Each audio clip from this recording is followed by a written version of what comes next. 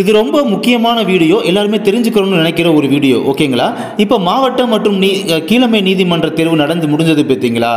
அதை பற்றி ஒரு இம்பார்ட்டண்டான விஷயத்தை பார்க்க போகிறோம். அந்த முக்கியமான விஷயத்தை நீங்கள் தெரிஞ்சுக்கிறதுக்கு முன்னால் ப்ரியாரிட்டியை பற்றி ஒரு விஷயத்தை நீங்கள் கிளியர் கட்டாக தெரிஞ்சுக்கிட்டால் மட்டும்தான் அந்த இம்பார்ட்டண்டான விஷயத்தை பற்றி நீங்கள் புரிஞ்சுக்க முடியும், அண்டர்ஸ்டாண்ட் பண்ணிக்க முடியும். ஓகேங்களா? அப்போ ப்ரியாரிட்டியை பற்றி உங்களுக்கு கிளியர் கட்டாக ஃபஸ்ட் சொல்லி முடிச்சுடுறேன். மொத்தமாக 20 வகை ப்ரியாரிட்டி இருக்குது. இதில் ப்ரியாரிட்டி 1 வந்து P1 சொல்லுவாங்க, அடுத்து ப்ரியாரிட்டி 2 P2ன்னு சொல்லுவாங்க, அப்படியே P3 P4 P5 அப்படியே P20 வரை இருக்கும். பார்த்துக்கோங்க, P20 வரை இருக்கும். ஓகேங்களா? இதில் பார்த்தீங்கன்னா மேஜராக மோஸ்ட் ப்ராபபிள் எல்லாட்டி இருக்கிறது பார்த்தீங்கன்னா ஒரு 6 வகை ப்ரியாரிட்டி இருக்கும். அது என்னென்னு பார்த்தீங்கன்னா P1 P2 P3, அப்புறமா P6 P7 P12. அதை நான் தெளிவாக சொல்லிடுறேன். P1னா 2 பெற்றோரையும் இழந்தவர்கள், P2னா முதல் தலைமுறை பட்டதாரி, P3னா கவர்மெண்ட் ஸ்கூல் PSTM, P6னா டெஸ்டிடியூட் விடோ, அதான் ஆதரவற்ற விதவை, P7 வந்து இன்டர்கேஸ்ட் மேரேஜ், கலப்பு திருமணம் சொல்லுவோம்ல அது, P12னா டிசபிலிட்டி. ஓகேங்களா? அப்போ சீட் அலாட் பண்ணுறது, ஒரு பர்சனை வந்து செலக்ட் பண்ணுறது எல்லாமே பார்த்தீங்கன்னா இந்த 6 ப்ரியாரிட்டி தான் மேஜராக எடுக்கிறாங்க. இதுதான் அதிகமாக விருப்பாங்க. மற்ற ரிமைனிங் எவ்வளோ இருக்கும்? 14 ப்ரியாரிட்டி பார்த்தீங்கன்னா ரிமைனிங் ரேராக டிஸ்ட்ரிக்டில் ஒவ்வொரு டிஸ்ட்ரிக்ட்லேயும் ரேராக இருக்கும். ஓகேங்களா? ரொம்ப ரேர்னு சொல்ல முடியாது, கொஞ்சம் ரேராக இருக்கும், அவ்வளவுதான். அப்போ 6 ப்ரியாரிட்டி தான் மேஜராக யூஸ் பண்ணுறாங்க. இது உங்களுக்கு கிளியர் கட்டாக புரிஞ்சதா? இப்போ நீங்கள் பார்க்குறது பார்த்தீங்கன்னா டிரைவருக்கான காலி பணியிட பகிர்வு. இதில் வந்து ஒவ்வொரு கேட்டகரியிலையுமே இந்த ஒவ்வொரு டிவிஷன் அந்த சீரியல் நம்பர் நேராக பார்த்தீங்கன்னா எப்படியும் ஒரு வேகன்சி இருக்கும். பேக்லாக் வேகன்சி நீங்கள் பார்க்குறதுமே 0வாக இருக்குது. பட் வேகன்சி கரண்ட் வேகன்சி 1ஆக இருக்குது. அப்போ டோட்டல் வேகன்சி ஒவ்வொருத்தையுமே 1 இருக்குது. ஓகேங்களா? இது கிளியர் கட்டாக புரியுதா? இப்போ 4வது சீரியல் நம்பர் பாருங்கள், GT, அதாவது ஜென்ரல் டர்னில், அதாவது பொது பிரிவில் PSTM ப்ரியாரிட்டி, அதில் ஒரு வேகன்சி தேவைப்படுதுன்னு சொல்லியிருக்காங்க. அப்போ ஜென்ரல் டர்னில் PSTM போட்டிருக்காங்க பார்த்தீங்களா? அந்த மென்ஷன் பண்ணியிருக்கிறது வந்து கவர்மெண்ட் ஸ்கூல் PSTM தான் இருக்குன்னு அவசியம் கிடையாது. அது ப்ரைவேட் ஸ்கூல் PSTMமாக இருக்கலாம், இல்லாட்டி கவர்மெண்ட் ஏரியா ஸ்கூல் PSTMமாக இருக்கலாம், இல்லாட்டி கவர்மெண்ட் ஸ்கூல் PSTMமாக இருக்கலாம். 3 இதில் ஏதோ ஒன்று இருக்கலாம். அது வந்து PSTM மென்ஷன் பண்ணாலே 7.5 ரிசர்வேஷன் நார்மல் PSTM. ஓகேங்களா? அப்போ அந்த PSTMமும் வேணும், அதில் ப்ரியாரிட்டியும் வேணும். ரெண்டுமே போத் PSTM ப்ரியாரிட்டி.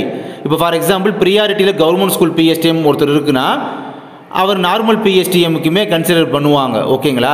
அப்போ இது உள்ள ஒரு பர்சன் வந்து ஜென்ரல் டர்னில் இந்த வேகன்சிக்கு தேவைப்படுது அப்படின்னு சொல்லியிருக்காங்க. இது கிளியர் கட்டாக புரியுதா? அப்படியே பார்த்தீங்கன்னா அங்கே டிரைவரில் வந்து ஒரு பர்சன்ஸை செலக்ட் பண்ணும் போது பார்த்தீங்கன்னா GT PSTM priority serial number 4ல் பாருங்கள் 2 பேரை செலக்ட் பண்ணியிருக்காங்க.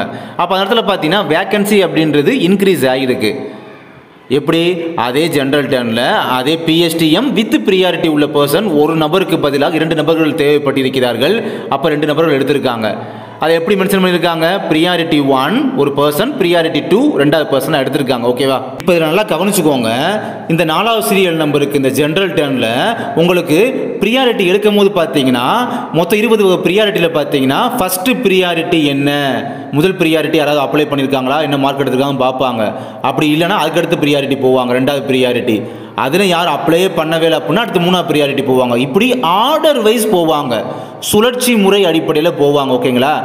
இப்போ ப்ரியாரிட்டி நிறையா பேர் தேவைப்படுது வச்சுக்கோங்களேன். ஜென்ரல் டர்னில் ப்ரியாரிட்டி 1க்கு அப்புறம் யாருமே அப்ளை பண்ணலை, ப்ரியாரிட்டி 10க்கு போகிறாங்க, டேரெக்டாக போகிறாங்க.